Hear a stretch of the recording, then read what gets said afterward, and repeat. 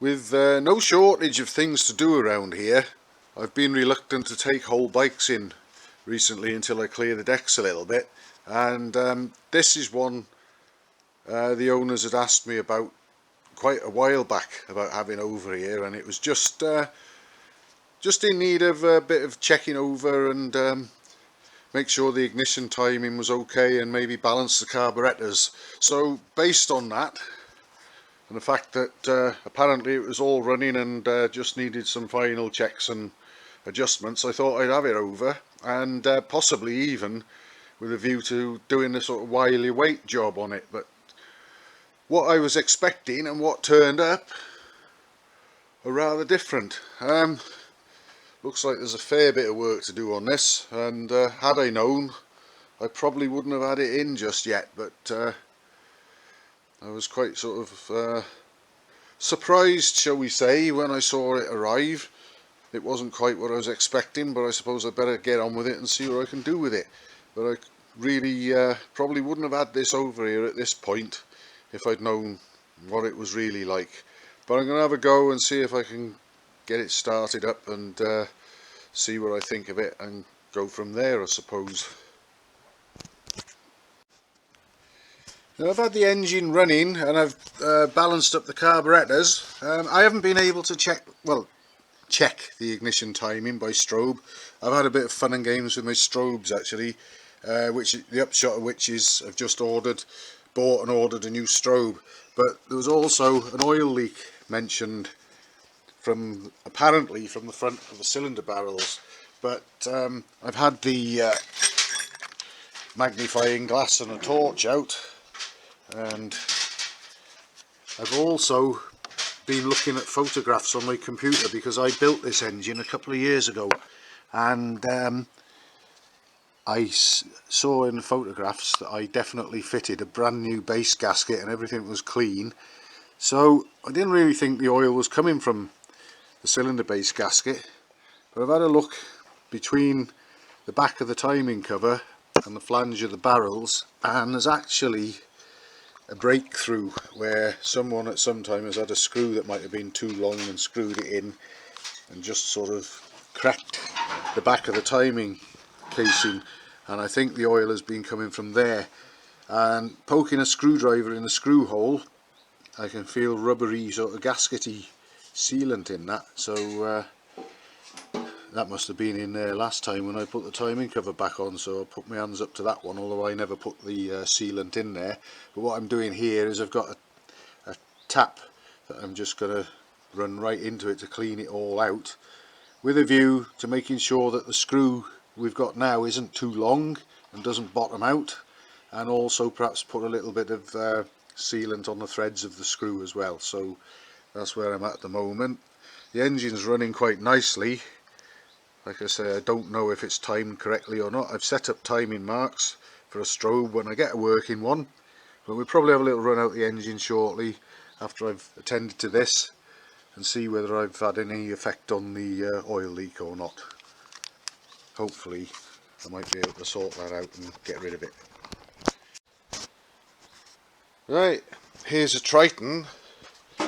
But, well, I've already sort of discussed how and why it's here. I rebuilt the engine for this a couple of years back, and I think they put the engine into the frame and got it running and never got it finished off, and it's been brought here for me to do that. So much for just doing the ignition timing and balancing the carbs, but I've done a few other jobs on it as well that needed doing, such as coming up. It's rather crude at the moment, this. I'll refine that, but a stop for the rear brake pedal, which before could just sort of like float back however far it wanted to, so it comes back to a positive adjustable stop there. And I also moved the brake light switch and connected it up, so we've got brakes. I tried to do something about the angle of the brake arm, but it's not on splines, it's on two flats with two sort of rounds opposite them, so it can only go at either upright or pointing down sort of fittings. There's no moving it around in little increments, so that'll have to stay like that for now. I think perhaps the brake arm and the brake plate perhaps aren't compatible, or maybe the torque arm isn't the right length or something, I don't know. But it's working now, which is more than it did before. I have run the engine. We haven't seen or heard it running on video yet, but I'm about to do that. There's a report of, and I've seen it for myself, a small oil leak here, and I had thought and hoped that it might have been to do with the screw in this location at some time in the engine's life having perhaps been too long and broken through the back of the casing a little. But I've cleaned all the threads out and the screw, etc., and refitted it, made sure it's not too long, and even put some thread locking compound on it to try and help seal it if that's what it needed. But I've run the engine since, and I did still get a weep there.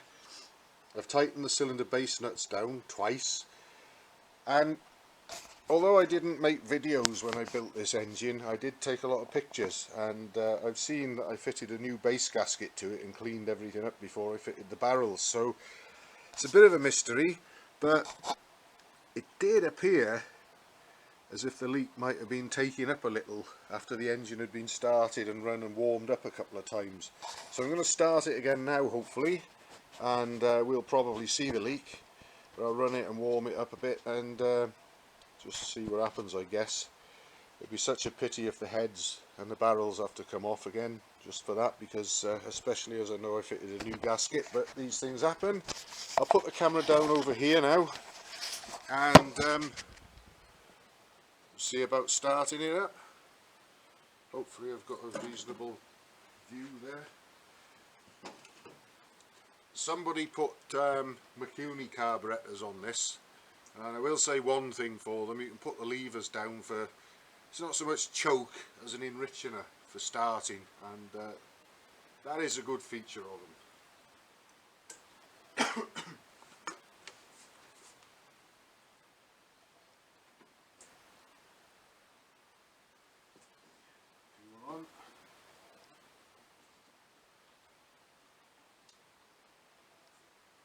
I have to put the ignition on, because even though it looks like it's got a magneto, it's got a Thor spark conversion on it, sort of electronic conversion.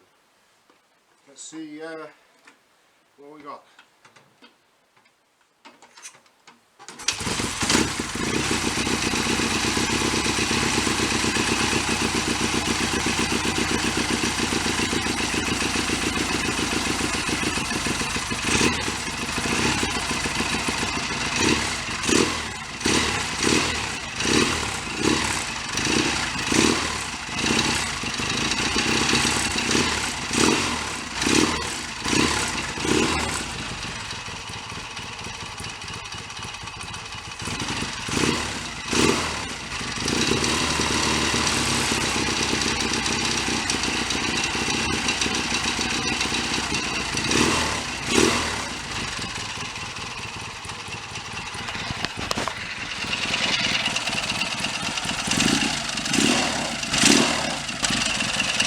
I'm happy with how it sounds mechanically. It's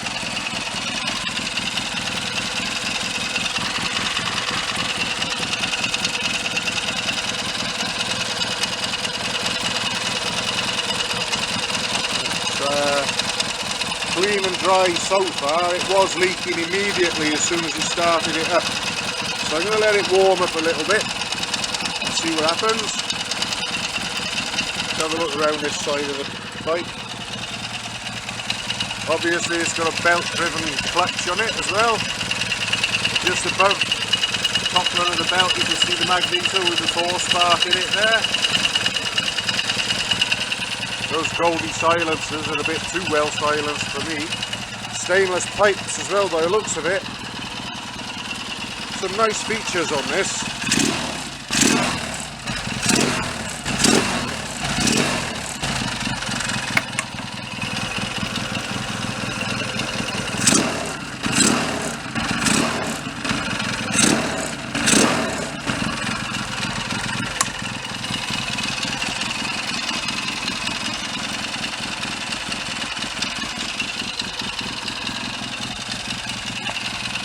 Shouldn't be too difficult actually to tidy up a few loose ends on this, get the seat on, get that back on. I've got to wait until I get a new strobe, which I ordered yesterday.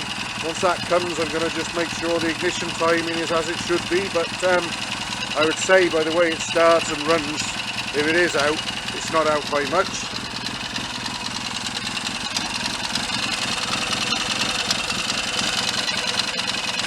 Well, no oil there yet, that's the longest it's held so far. So maybe, perhaps fingers crossed, I might have got it, or maybe after a few hot and cold cycles of running the engine, perhaps it will take up and settle, because I can't understand for the life of me why it was leaking there, but like I said, these things happen.